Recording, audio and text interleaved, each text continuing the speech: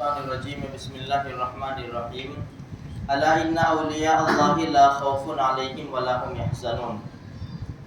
دیکھو قرآن کریم نے تو اعلان کیا کہ اللہ کے جو دوست ہے، اللہ کے ولی ہے، نہ ان پر کوئی خوف ہے نہ غم ہے۔ یہ جو اللہ والے ہوتے ہیں نا میرے بھائیوں، اللہ تبارک و تعالیٰ کا بہت زیادہ خوف ڈر ان کے دل میں ہوتا ہے۔ ان کی یہ چاہت ہوتی ہے ہر سانس ہر قدم کہ کوئی بات کوئی کام ہم سے کوئی غلط نہ ہو جائے۔ اگر خدا نہ کرے ان سے کوئی تھوڑی سی چوک ہوتی ہے نا تو اللہ کی طرف سے ڈائریکٹ ان کو تنبیہ ہوتی ہے۔ سفیان ثوری رحمۃ اللہ علیہ کا نام ہم نے سنا، بڑے اولیاء کرام میں سے ہے۔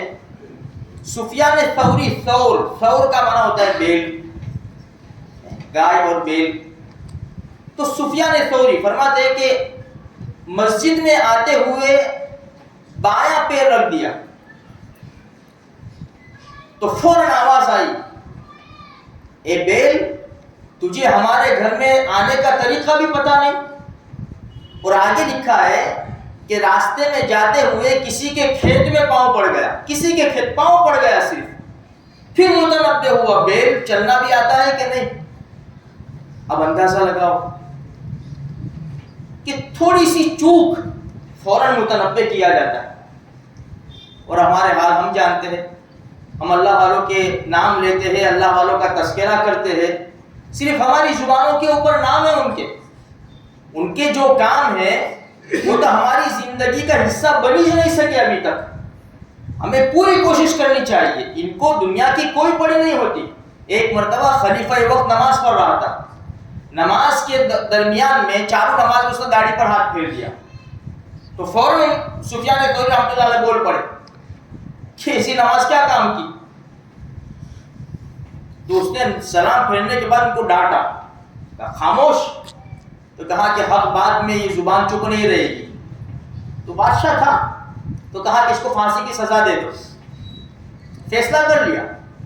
دوسرے دن یہ سفیان ثوری رحمۃ اللہ علیہ ایک دوسرے اللہ والے سفیان ابن عیینہ رحمۃ اللہ علیہ کے زانوں پر سر رکھ کر سوئے ہوئے تھے۔ کسی نے آ کر کہا پھانسی کا وقت ہو گیا ہے چلو، تو کہا کہ مجھے اس کی کوئی پرواہ نہیں کہ مجھے پھانسی دے دی جائے، لیکن حق بات سے میں چپ نہیں رہوں گا، حق بات تو بولتا رہوں گا میں۔ پھر آسمان کی طرف دیکھا اور کہا کہ اللہ یہ مجھے پھانسی کی سزا دے رہا ہے اور یہ سزا کا میں مستحق نہیں ہوں، میرا ایسا گناہ نہیں ہے کہ پھانسی دے دی جائے۔ اتنا کہنا تھا کہ جہاں خلیفہ وقت تھا اور اس کے جو سپاہی وغیرہ جو کچھ بھی ہوں گے، اسی ٹکڑے کی زمین شق ہو گئی اور سارے دھس گئے، اندر سب برباد ہو گئے۔ اولیاء کرام کو یعنی ستانے کا نتیجہ کیا ہوتا ہے؟ یہ تو دنیا کی بات ہے، آخرت میں تو اللہ کیا سزا دے گا اللہ ہی جانے۔ جب وہ خلیفہ کی جگہ کے اوپر دوسرا خلیفہ آئے تو بادشاہ کے ساتھ یعنی سفیان ثوری رحمۃ اللہ علیہ کے ساتھ بڑی محبت تھی، اس کو بڑی عقیدت تھی۔ ایک مرتبہ بیمار ہو سفیان ثوری رحمۃ اللہ، بڑا خیال کرتا تھا، وہ بہت بیمار ہو گئے تو ایک طبیب کو بھیجا۔ وہ طبیب بہت زیادہ ہوشیار تھا لیکن تھا غیر مسلم، اس کو بھیجا تو اس نے پیشاب چیک کیا، سفیان ثوری رحمۃ اللہ علیہ کا پیشاب چیک کرنے کے بعد بادشاہ سے کہا کہ یہ خدا کے خوف سے ان کا جگر ایسا ان کا دل ایسا ڈرتا ہے، ایسا کانپتا ہے کہ ان کے جگر کے ریشے پیشاب کے اندر نظر آتے ہیں، ان کا جگر چورے چورا ہو گیا خدا کے خوف سے، پیشاب میں اس کے ذرات نظر آتے ہیں۔ جب یہ طبیب نے دیکھا تو کہنے لگا کہ جس قوم کا رب ایسا زبردست ہو اور جس قوم کے رب کی بادشاہت اس کی رعایا کے دل کے اوپر ہو تو پھر ایسا مذہب چھوڑنا، ایسا مذہب قبول نہ کرنا یہ بد نصیبی کی بات ہے۔ فوراً مسلمان ہو گیا وہ طبیب۔ بادشاہ نے کہا تھا میں نے بھیجا تھا طبیب کو مریض کے پاس، لیکن پتہ چلا کہ جو گیا تھا وہ مریض تھا اور وہ طبیب تھے، کہ یعنی جو غیر مسلم ہوتا ہے وہ تو بہت زیادہ بیمار، روحانی اعتبار سے بہت زیادہ بیمار ہوتا ہے. جسمانی بیماری اتنی زیادہ نہیں، اتنی زیادہ خطرناک نہیں ہوتی جسمانی بیماری. روحانی بیماری بڑی خطرناک ہوتی ہے. انسان کو جھوٹ بولنے کی عادت ہے، چوری کی عادت ہے، شراب کی عادت ہے، زنا کی عادت ہے.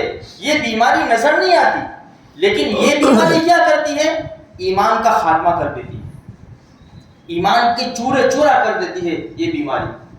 جسمانی بیماری میں انسان مر جائے گا، لیکن روحانی بیماری میں جب مرے گا تو پکڑا جائے گا، پکڑ لیا جائے گا آخرت میں. تو اس لیے میرے بھائیوں یہ اللہ والے ہیں، ان کے دلوں میں بڑا خوف. آج ہم اللہ والے اللہ والے اللہ والے کر رہے ہیں، ہمارے علاقے میں کتنے اللہ والے ہیں میرے بھائیوں. اس لیے ہمیں چاہیے کہ ہم اللہ والوں کی قدر کریں. اور اللہ والوں کی قدر یہ ہے کہ اللہ والوں نے جو باتیں ہمیں بتائی ہے ہم اس کے اوپر عمل کریں. اللہ والوں نے وہی باتیں بتائی ہیں جو اللہ کے رسول صلی اللہ علیہ وسلم نے بتائی ہے، وہی باتیں اللہ والوں نے بتائی ہے، کوئی نئی باتیں نہیں بتائی ہے. اس لیے کہ جو اللہ والے وہ بھی اللہ کے رسول کی شریعت کے اوپر عمل کرتے اور ہم بھی اللہ کے رسول کی شریعت کے اوپر عمل کرتے. اس لیے ہمیں چاہیے کہ اللہ والوں کی قدر یہ ہے کہ ان کی باتوں کو مانیں اور سیدھے راستے پر اپنے آپ کو چلانے کی پوری کوشش کریں. اللہ مجھے آپ کو سارے مسلمانوں کو توفیق بخشے. آمین.